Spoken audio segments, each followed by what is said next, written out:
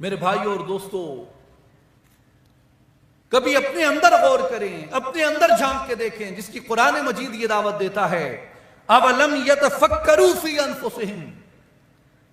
کیا ان لوگوں نے کبھی اپنے اندر غور کیا ہے؟ اور یہ لوگ اپنے اندر غور کیوں نہیں کرتے؟ اللہ تبارک و تعالیٰ نے ایک مرحلہ آپ کو عطا کیا۔ میرے بھائیوں اور بزرگوں، غور کیجئے، پرانے دور میں شیشہ کیسے بنتا تھا؟ پرانے دور میں دو چیزوں سے شیشہ بنتا تھا، لوہے سے اور پتھر سے۔ دونوں کو کیا کیا جاتا تھا؟ خام لوہا ہوتا تھا، اس کو رکھ کے اس کو مجلہ کرتے تھے، رگڑتے رہتے تھے، رگڑتے رہتے تھے، رگڑتے رہتے تھے، یہاں تک کہ لوہے کی جو خامی ہوتی تھی وہ نکل جاتی تھی، زنگ نکل جاتا تھا، تاریکی نکل جاتی تھی، سیاہی نکل جاتی تھی۔ اس کے بعد وہ لوہا آئینے کی طرح روشن ہو جاتا تھا اور لوگ اس کے اندر اپنی صورت دیکھ سکتے تھے۔ دوسری جو آئینہ گری کی صنعت تھی وہ پتھر سے تھی کہ اسی طرح پتھر کو رگڑا جاتا تھا، مجلہ کیا جاتا تھا، اتنا اس کو وہ رگڑتے، پروسیس کرتے، اتنا پروسیس کرتے، اتنا پروسیس کرتے کہ وہ پتھر آئینے کی طرح روشن ہو جاتا، اس کے اندر شکل دکھنے لگتی۔ آج بھی آپ کسی بھی پتھر والے کی، ماربل والے کی دکان پہ چلے جائیں، وہ آپ کو شیشہ اس طریقے سے پالش کر کے دے سکتا ہے کہ آپ کو اپنا رخ اس کے اندر نظر آنے لگ جائے۔ تو یہ مٹی جو ہے، اس مٹی کو اللہ تبارک و تعالیٰ نے آئینہ بنایا، جس کے لیے نبی پاک علیہ الصلوۃ والسلام نے فرمایا قلب المؤمن مرآۃ الرحمن، مومن کا دل اللہ کا شیشہ ہے، مگر شیشے تک پہنچنے کے لیے اس شیشے کو پروسیس کرنا پڑتا ہے، اس مٹی کو رگڑنا پڑتا ہے، اس سے میل کچیل کو دور کرنا پڑتا ہے، اس سے میل کچیل کو ہٹانا پڑتا ہے۔ اور میرے بھائیوں اور بزرگوں، وہ میل کچیل کیسے ہٹتی ہے؟ وہ میل کچیل ہٹانے کا جو عمل ہے، اس ہٹانے کے عمل کو اولیاء کاملین نے قرآن مجید کی اصطلاح میں تزکیہ فرمایا کہ وہ تزکیہ کا عمل ہے جو مرشد کامل، شیخ کامل کی صحبت سے انسان کے وجود کے اوپر پورا ہوتا ہے۔ آپ اگر ایک واقعے کی اجازت دیں،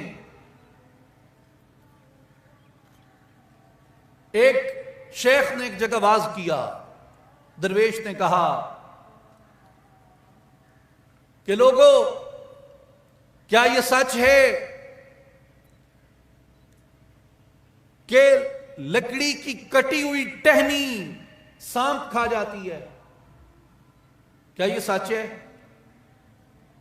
قرآن میں ہے نا کہ لکڑی کی کٹی ہوئی ٹہنی نے، موسیٰ علیہ السلام کی لاٹھی نے سانپ کھا لیا تھا۔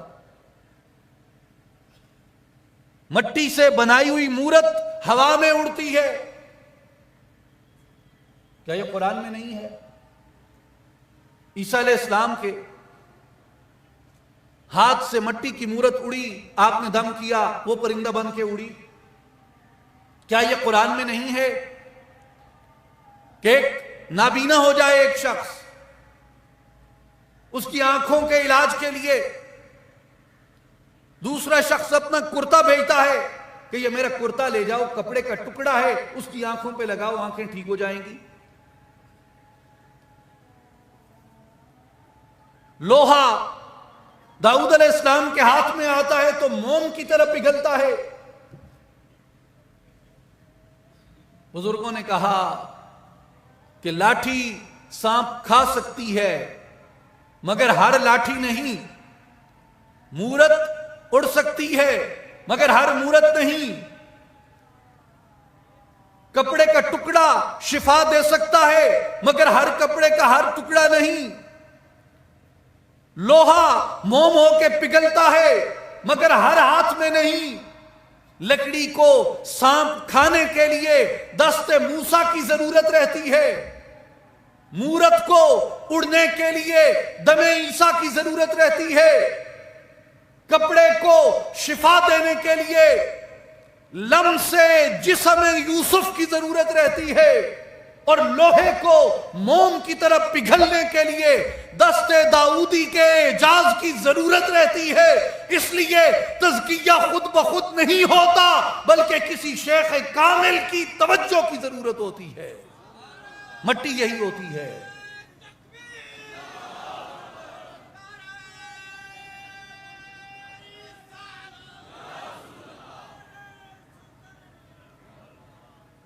مٹی وہی ہوتی ہے جو بے قیمت ہوتی ہے، لیکن جب کسی کوزگر کے ہاتھ میں آ جاتی ہے تو وہ بادشاہ کے محل کے شو پیس بن کے پڑے ہوتے ہیں، اس کے برتن اور ظروف بن کے جاتی ہے۔ تو مٹی قیمتی بھی ہو سکتی ہے بشرطی کہ کیسے کوزگر کے ہاتھ میں رہی۔ کہ آپ کو تزکیے کے لیے کسی کامل کی ضرورت ہوتی ہے۔ ایک شخص نے کھڑے ہو کے سوال کیا، اس نے کہا جی تزکیے کے لیے کسی خارجی چیز کی ضرورت نہیں ہے، کسی ادھر ادھر کے احتیاج نہیں ہے کہ کسی کو تلاش کیا جائے، تزکیہ خود بھی کیا جا سکتا ہے۔ تو شیخ نے سوال کیا، انہوں نے کہا کہ بیٹا یہ بتاؤ کہ جو تزکیہ ہے یہ فعل لازم ہے یا فعل متعدی ہے؟ کہ یہ ایسا فعل ہے جو خود بخود کیا جا سکے، یا یہ ایسا فعل ہے جس کے کرنے کے لیے، جس کے سر انجام دینے کے لیے فعل بھی چاہیے، جس پہ فعل ہوا وہ بھی چاہیے، اور فعل کرنے کے لیے بھی کسی کی ضرورت ہے۔ قرآن نے تزکیے کے بارے میں کیا بتایا؟ صحابہ کرام کا جب تزکیہ ہوا تو قرآن نے کیا کہا؟ کانو یزکون انفسہم، کہ یہ لوگ اپنا تزکیہ خود کر لیا کرتے تھے، یا قرآن نے یہ بتایا کہ وَيُزَكِّيهِمْ، انہیں پاک کرنے کے لیے میں نے اپنے محبوب کو جلوہ گر کیا۔ یہ پاک ہوتے ہیں میرے محبوب کی مجلس میں آ کے، میرے محبوب کی معیت میں آ کے، میرے محبوب کی صحبت میں آ کے۔ تو اس لیے جو تزکیہ ہے وہ ایسا فعل ہے، وہ ایسا عمل ہے جس کے لیے کسی کرنے والے کی ضرورت پڑتی ہے۔